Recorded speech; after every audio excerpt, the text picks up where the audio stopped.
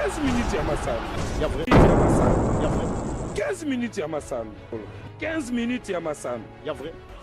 Basango ya masano ya ndembo. Foot, masano ya makofi. Bibotu tomo kato lokola libanda.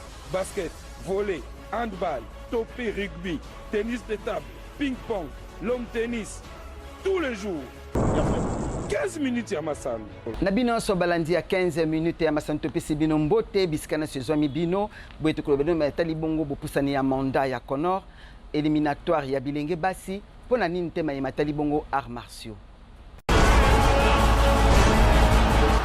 minutes ya masano. Ya vrai. Jamais ezala, jamais salama na TV moko awa na leo. Tofungoli bongo 15 minutes na somo kolomo ya matali bongo Conor ya Fekofa oyo azali nanu bongo ti kino mokolo ya le 30 août ya mbulu ezali koya ya 2024 tolanda bongo directeur ya communication ya Fekofa monsieur Gérard Angengwa ndenga yebaki na kolimbolola biso na mokuse esengeli na yebisa na bino te comité de normalisation ya Fekofa oyo ebengami Conor mandat nango ezalaki ti le 30 novembre ya sanza ya zomi na moko oyo uti koleka il fallait esoukawana et puis ba élection ya comité ya sika ya comité exécutif ya Fekofa esengelemeki esalama le 25 na mwa mikoleleki boyebite confédération africaine ya football ezwaki mokano ya kotelemisa mambi manso matala ki bongo ba commission électorale bien que ba élection esalamaki na ba entente na ba ligue mususu etikalaka ba ligue nationale ka famona ke mwa mbilinga mwa pokoso mwa mubulu ezaki na kati ya maimanso ezako salema na maponomi wana mwa ba nungu pe o esalaki ke confédération africaine lokola ayokaki abaita botika nanu makambo ya ba élection totale na botali wana mandat pe ya Conor silaki mais loko pe bozako yoka bat musu bazako tia ba makelela ah non mais malgré bon to kota ba polémique wana te po na comité de normalisation président Dieudonné Sambi c'est le lutu alobaka toujours makambo ya kosalaka communication polémique ezate oya lobby bogozon te. On travaille dans le silence, batubata la biso na ba résultat. Ba résultat ngo yango na bureau ya conseil ya FIFA o ezali lokola o geraka ndembo na mokili mobimba etala kibongo situation makamu nyonso ya fédération congolaise ya football association ndenge batiaka le 23 avril 2023 comité ya normalisation na mambi maye masengel mekite basala basali pe assemblée générale le 22 juillet 2023 oyo etiaki en place commission électorale oyo ezali ekambemi na colonel magistrat militaire de Lioke et puis boyokaki ndenge esalamaki mais moi potopoto ndenge nauta koloba wana nde ba sursoir yango wana bureau ya FIFA bureau ya conseil ya FIFA elobi te mboka pe eleki munene makambo ezali ebele mission ya Conor esili te esengeli te bakobisa babakisa mwa moke mwa mikolo pote basilisa maimbi manso masengeli masala mapona fédération congolaise yango wana le 30 novembre bureau ya conseil ya FIFA est décidé ya kobakisa bongo mandat ya comité de normalisation timbula ya sima le 31 août 2024 ti donc na suka ya sanza ya mwambe ya mobu koto ibale na tuku ibale na minei nde manda ya Conor ekosuka bongo balendisi pe mwa makoki maye esengele mesala na Conor il faut babongisa organigramme boyebi organigramme ezali ndenge nini makoki esalema po te fédération etambola malamu esengeli pe te mwa mindondo ezalaki bongo na bastatut application ya bastatut au niveau ya baligue na baentente il faut que basala statut type babongisa makambo wana bakengele bafungola miso ezali susu te ndenge ezalaki élection eleki kuna na Katanga kuna na Bandundu boye kuna boye makelele kolanda ezalaki malamu te bongo FIFA esengi sikoyo te Conor esengeli elanda ekeba etalama manso wana po nyonso matambo wana semba na sima nango pe élection il y a comité, il y a fédération, et ça les mappé, bongo, mandat wana esula. Ndenge babandaki, basuki sape na malamu, fédération pe ezwanzela moko, oyekoki. Na bayebi, ndenge ndembo etambolaka. En fait, bureau et conseil à FIFA et pesi na Conor saison mobimba. Saison au babandi ba championnat, ba nini, ba soukisa, ba salapé, ba élection, bongo batia ba kambi basika pour la fédération na biso.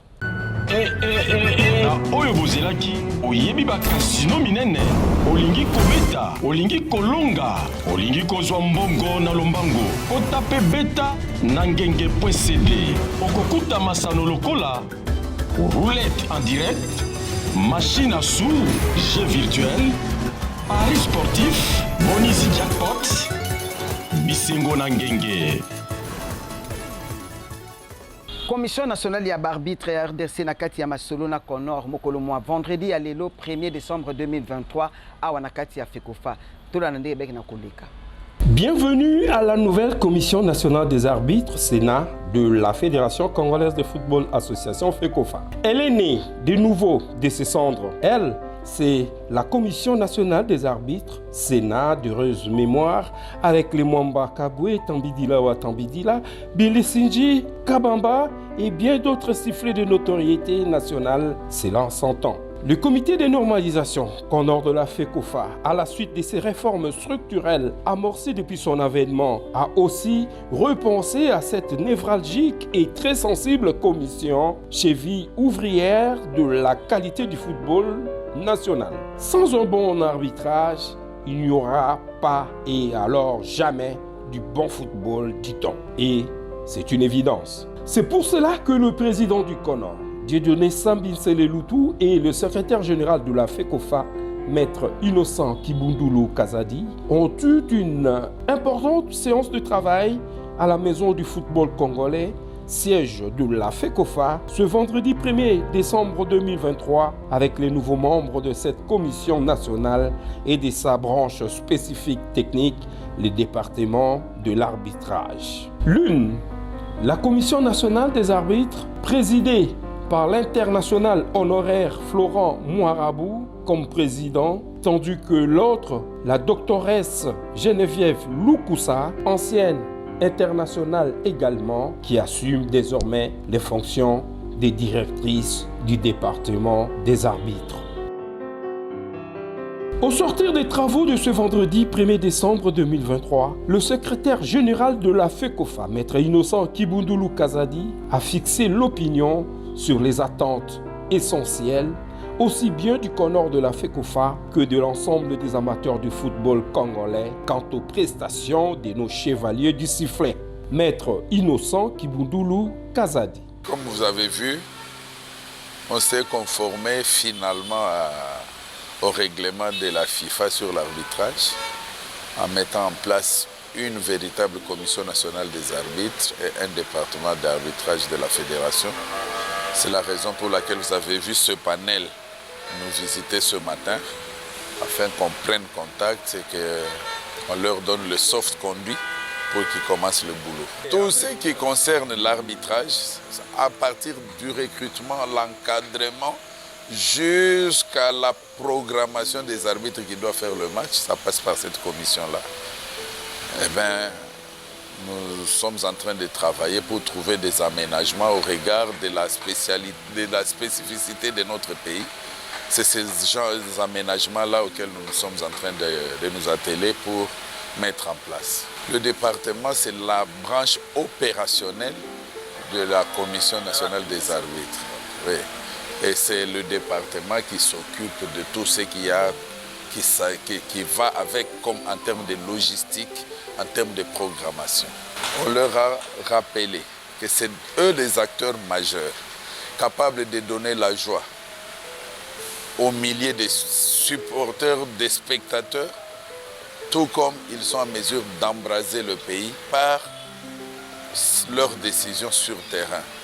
Et on est en train de travailler, d'exhorter davantage pour que les arbitres ne gâchent pas des fêtes dans notre pays.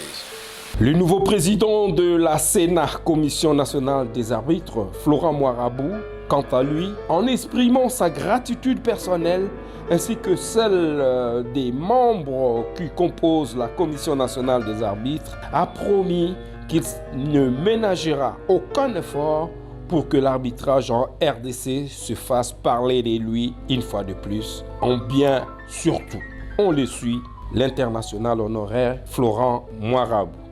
Aujourd'hui, le CONOR a installé la Commission nationale des arbitres. La Commission nationale des arbitres qui a 8 personnes, un président, un vice-président, un secrétaire et des membres. La tâche qui nous est dévolue est très grande. L'arbitrage en République démocratique du Congo est au rabais. Nous avons une grande tâche de former des arbitres, de pallier à toute cette situation-là. Notre première réunion aura lieu le jeudi prochain et c'est alors que nous allons rassembler tous ces points-là. La nouvelle directrice du département de l'arbitrage s'est exprimée aussi, la doctoresse Geneviève Lokusa.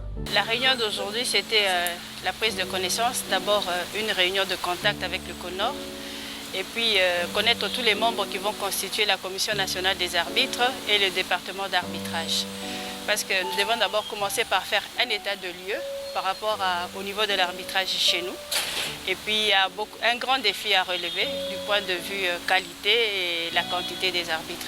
Il y a des coins où nous n'avons pas des arbitres, nous devons monter des stratégies pour former les arbitres et puis remettre à niveau tous les arbitres et puis aussi le panel des instructeurs qui seront chargés de faire le suivi des arbitres au niveau des entités et au niveau des ligues. Seul je ne pourrai pas, nous sommes une équipe.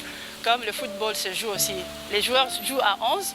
Nous aussi au niveau de la Commission nationale des arbitres, nous sommes une équipe, donc nous devons nous souder pour relever ce défi. Et nous sommes nationaux, nous devons aussi avoir nos relais au niveau provincial. Alors ce sont les relais provinciaux qui vont nous rendre compte des situations au niveau de la base et nous sommes le sommet. Donc nous avons d'abord, le travail est vraiment grand à réaliser. Nous devons commencer quelque part. C'est ainsi que le jeudi, nous sommes assumés à commencer à faire une réunion de prise de contact, une planification pour savoir et avoir des stratégies pour relever le niveau de l'arbitrage congolais. Sont désormais membres de la Commission nationale des arbitres. Président Florent Moirabou, vice-président Billy Sinji, secrétaire Godé Angova, membre Adel Soula, Kisubi Molicho, Serge Kombo, Jérôme Kabouya, Tambidila Wa Tambidila. Et pour le département d'arbitrage, la directrice Geneviève Lukusa et son adjoint Chibola Kashinde. À l'heureuse et aux heureux promus, bon vent à eux tous, membres de la nouvelle Commission nationale des arbitres et du département d'arbitrage de la FECOFA. 15 minutes ya masala ya vrai jamais ezala jamais salama na TV moko awa na leo tozaka na ngambo ya football bongo tokoti na Lina Foot Ligue 1 2023-2024 na ba match ebetamaki bongo ASV Club contre Céleste ekendeki bongo 1-0 na faveur ya ASV Club. Asekuya contre Rangers 2-1 na faveur ya Asekuya. Blessing contre US Panda ekendeki bongo 1 partout, match nul. Pe Lupopo contre Simba, match ekendeki bongo 1-0 na faveur ya Lupopo. Oyo bozelaki oyebi bakasino minene olingi kobeta olingi kolonga olingi kozwa mbongo na lombango otape beta na ngenge.cd okokuta masano lokola roulette en direct, machine à sous, jeux virtuels, paris sportif, bonus jackpot, bisengo na ngenge. Topé Maman Moké elongo na Ngenge Sport. Musique elemba pe na TV iloko amalongeza te. DJ heureusement apetaki na ligne.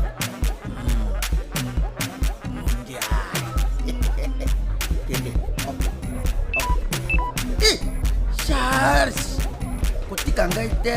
Ay man, batterie. Nin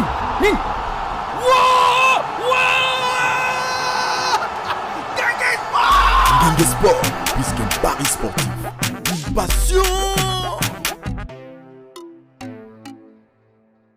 Tokoti bongo na ngambo ya handball lokola na momesano 15 minutes masano kitaki bongo susu mbala oyo na kata Stade des Martyrs pona okutana bongo na équipe héritage ya coach Ilunga bongo toyeba kolanda ndenge na yebaki na kolimbolola na micro ya 15 minutes ya masano. Bombo na ngai coach Dona Ilunga entraîneur ya équipe ya héritage handball. Lelo préparaki séance juste c'est à niveau tout d'abord l'apprentissage, ce que moi bien on a aussi des choses na bana c'est une école c'est une école ya bana puisqu'il y a des problèmes dans la famille peut-être dans la difficulté à l'école à cours ya awa intégrer dans sport réseau ça biso mingi à partir de 9 ans 12 ans 14 ans 16 ans nous avons besoin de bana puisque tout ça là à chaque fois tout ça la révélation à bana sika puisque tout a besoin de ma fille et ça équipe héritage tout d'abord non est livré match tout ça na séquence apprentissage mais niveau va commis to betaki premier match au la niveau match d'évaluation au la niveau moi même qui bien jusque là tout ça séance passe comment faire la passe comment réceptionner le ballon savoir tirer toujours que nous malembe tout ça na étape là passe à deux comment s'orienter quand on fait sa passe à moninga comment réceptionner le ballon puis tout ça na bana esika ba o toujours apprendre bango apprentissage zo sala ke et bandeli oye na ba ko dribbler ballon oye ba ko réceptionner oye ba ko faire sa passe oye ba trois passes ba lexique za ebele 15 minutes ya masano ya vrai jamais ezala jamais salama na TV moko awa na leo tosukisi bongo masolo na biso ya masano ya 15 minutes ya masano ya solo penza topesi bino merci na bino bayi banso boyebaki na kozwa ntango na biso etandiki na bino mpona kolanda biso bongo ezalaki ngawa bino kelimbo kanga oyebaki na kopesela bino édition mokolo mwa lelo elongo na équipe rédactionnelle mobimba ya 15 minutes ya masano bongo tokutani na prochaine édition bye.